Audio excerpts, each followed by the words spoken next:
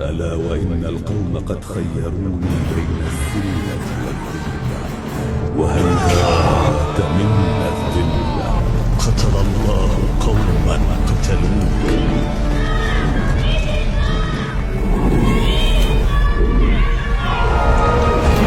الآن انكسر ظهري.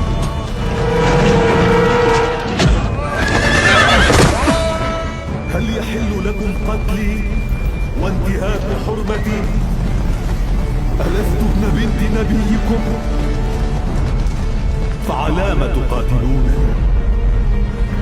على حق تركته أم على سنة غيرتها